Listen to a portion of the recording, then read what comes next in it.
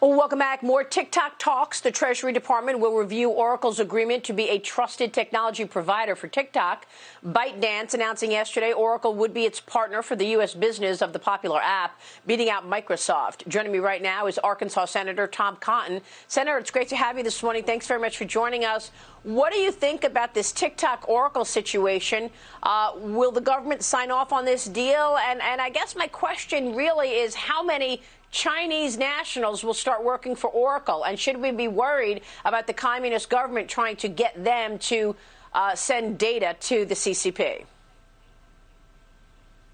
Thanks for having me on, Maria. Well, we should always be worried about the Chinese Communist Party trying to infiltrate our companies and put at risk the privacy and the security of American citizens. I think when dealing with the party, the right approach is Ronald Reagan's old maxim about the Communist Party in the Soviet Union, which is trust but verify. So I am pleased that this is going to be undergoing a national security review by the Committee on Foreign Investment in the United States. I will be skeptical until I can see all the details about what ByteDance has proposed, that they are truly going to surrender all control and access to the data of Americans. Again, the whole point of this exercise was not to prevent Americans from using a very popular video sharing app. It was to protect American citizens from having their personal data vacuumed up and sent back to mainland China to be used against them now or in the future. That's the main objective this review needs to be looking for. So, Senator, you introduced legislation yesterday to revoke China's permanent most favored nation status, which ensures equal trading opportunity for World Trade Organization member countries. Tell us about your bill, and when you look back over the years since when Clinton first allowed and opened up the waters for China to get that most favored nation status, has it worked?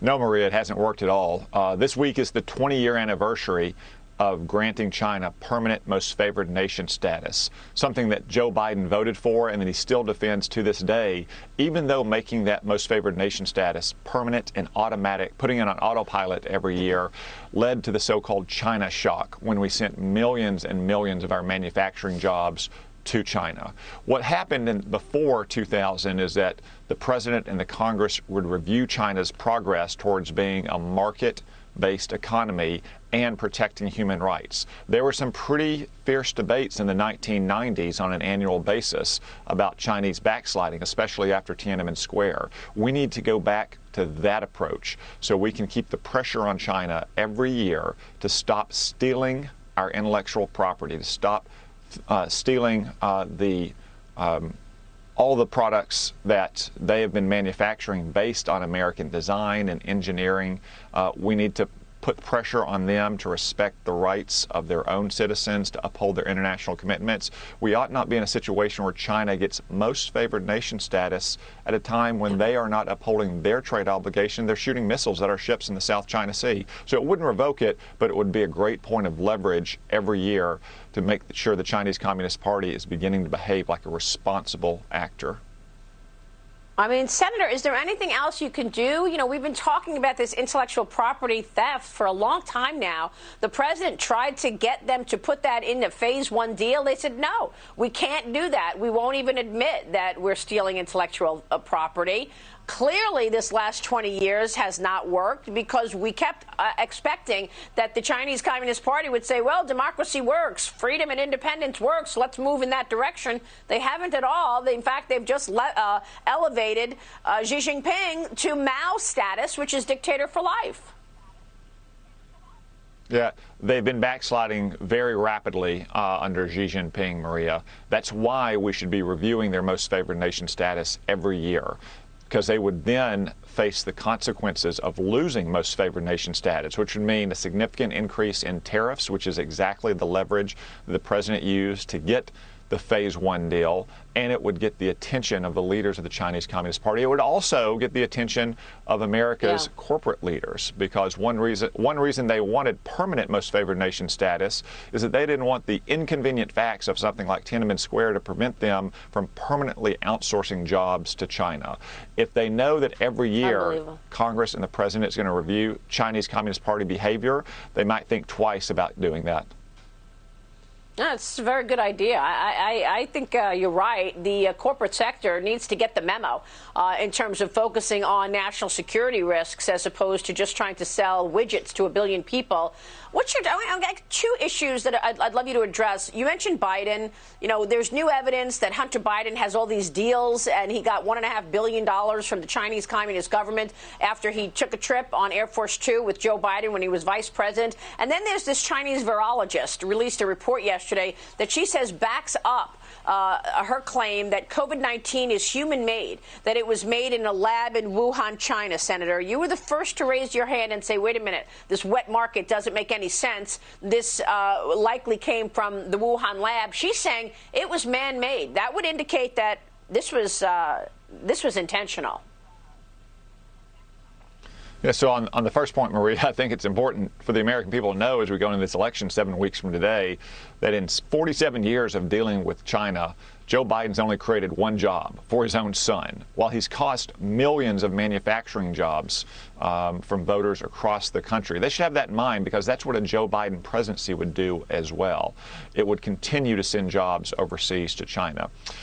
As for the claims that the virus was manufactured in a laboratory in Wuhan, my point has not been that it was manufactured necessarily, but that it most likely originated in that laboratory. Now, it could have been a naturally occurring virus that was being studied and that accidentally escaped from the lab through lax safety procedures. The more fundamental point, though, is that we still don't know the origins because the Chinese Communist Party won't allow international team of scientists to go to Wuhan. They won't come clean about what was happening in that laboratory. All the evidence, it's circumstantial, but all the evidence points towards that laboratory. Literally no evidence points toward that seafood market. That is simply a cover story for the party to try to misdirect from the likely origins of this virus. Well, this woman's story is incredible, that she says it was man-made in that lab. We'll keep watching that and look for more information about it. Senator, before you go, President Trump's list of potential Supreme Court nominees, you were one of 20 of them. Amazing. Congratulations to get on that list. Is this something you'd like to do, become a Supreme Court justice, Senator?